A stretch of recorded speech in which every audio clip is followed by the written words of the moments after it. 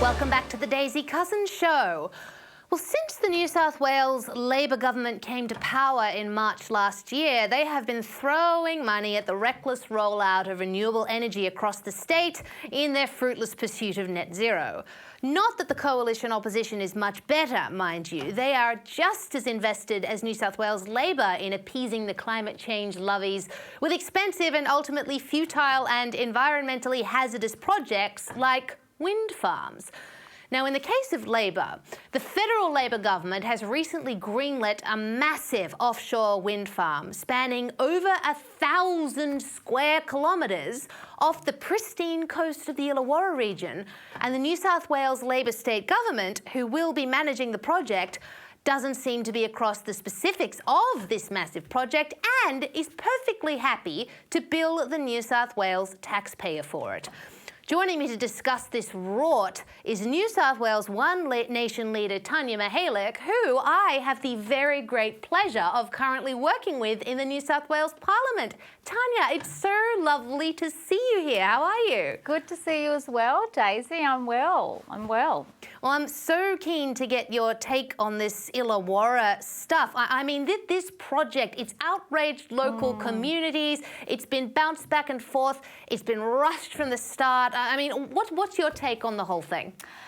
Yeah, look, last year it was announced that it would be considered by the federal government last year in August, and they had a very botched community consultation process.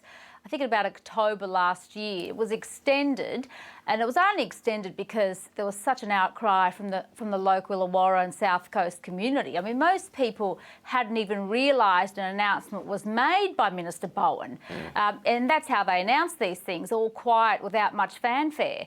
And in the end, you know, it was a debacle right from the start, and you had Blue Float Energy, a company, actually put forward a DA, not realising that the site hadn't even been declared yet by the federal government, and so that was an embarrassment, yes. So to speak. Clearly, the wires were crossed between Minister Bowen's office and that particular company, but ultimately it was declared last Saturday by Bowen and two of his colleagues. I think Cunningham, member for Cunningham, and the member for Whitlam were there with him. Not much else more has been said.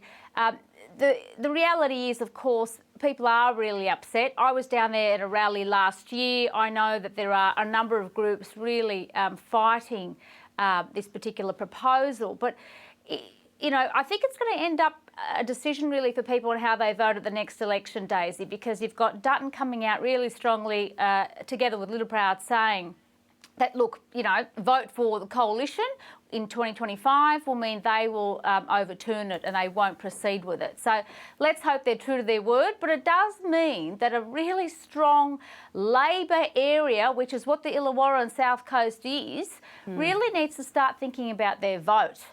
They've always just naturally walked in without much thought and voted Labor, but Labor's letting them down. This is a really disastrous decision being made. It's a beautiful, as you said, pristine coastline there on Illawarra, and people love that community. There's surfers, there's people that fish, generations of Australians who have made that area their home because they love that coastline. And the idea that you'd have this horrendous wind farm spanning over 1,000 square kilometres from Stanwell Park to Kiama. You know, why would people travel down there? Why would people have their holidays down there? Why would people want to live there knowing that some sort of huge atrocity like that's right outside their coastline? So even though the final proposal is further away from the coastline, it doesn't make it better, and there's going to have to be a really big fight there in that community. And the questions that I put to the State Minister this week was about actually finding out what works and studies has the state government done, because they've been awfully quiet. Unlike South Australia, you saw the South Australian Premier actually fight against the Southern Ocean offshore wind farm down there. Credit to him for doing so. As you know, that was amended to exclude a lot of the parts of South Australia. But But here, nothing from the Premier here of New South Wales, nothing from the Minister for the Environment and Energy, who we know is completely supportive of the Illawarra wind farm going ahead. And she said this week when I put the question to her about the costs associated with the onshore infrastructure, that essentially the taxpayer would bear the burden of that. And they're expecting it will be costly. They know it will be. You can imagine connecting this wind farm that's 20 kilometres offshore, onshore and onto the grid. It's going to be a very costly exercise, and one that I would imagine would have more environmental damage than people are expected to see. I mean, they're trying to suggest, this is what's funny about this, Daisy, all these environmentalists are saying there won't be any environmental damage. Well, how can anyone believe that? You know, it's impossible to believe that. And they're not being honest. We've already seen one grant that was given, $300,000 given to an academic to study, I think, the whale songlines of, you know, I mean, marine life there. And they've ticked off and said there won't be any impact. You know, $300,000 for that. You know, how many more of these? Well, that's what I was saying. I mean, what would you spend $300,000 on for that kind of research? It's not like you need a lab and equipment and anything. You can sit in an office and research that. Just ridiculous. It's ridiculous. The type of money that's being thrown around. And look, the other thing is that Chris Bowen, he was asked whether at the very least he'd commit to using local steel for this project, you know, which at least would be some compensation to a thoroughly outraged community.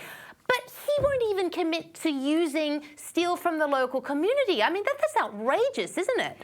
That's right. I actually made the point last week, Daisy, that Arthur Rory, the South Coast Labor Council, has already come out attacking his own party for that reason, that why won't they commit to using steel from Port Kembla? I mean, you know, the Illawarra region has relied on Port Kembla for years and decades to provide you know, jobs and security. There's an opportunity there to actually ensure that the steel that's being made there can actually help make these wind turbines, and they're not interested. So, you know, he went completely silent on that issue, Bowen. And of course, South Coast Labor Council won't invite it to his press conference when he made the announcement. And interestingly, the member for Gilmore, now I know she's not well at the moment, but she's absent from there, and we know there's going to be a big fight in Gilmore because it's going to come down to either Andrew Cousens or Labor's Fiona Phillips, and that'll be the seat that I think that it can make a difference in for government. So Peter Dutton is after that seat, there's no question of that, and if the coalition are true to their word, and let's hope they are, if they win that seat and a couple more, it's very likely you'll see a change in government federally, and if that's the case, they've said that they'll overturn this decision, and we have to hold them to that, because my concern is federal coalition might be okay. Their counterparts in New South Wales are not. I mean, New South Wales coalition, as you rightly said in your intro, are really backing, you know, Labor in their sort of net zero targets in the green space, and they have said nothing this week about the extraordinary amount of money that's being put towards propping up renewables in the recent New South Wales state budget. Yeah, it is just extraordinary what's going on, and it's good on the federal coalition for saying they'll scrap the project if they're elected. Let's hope that if they are elected, they certainly hold to it, because it is so unfair on the local community.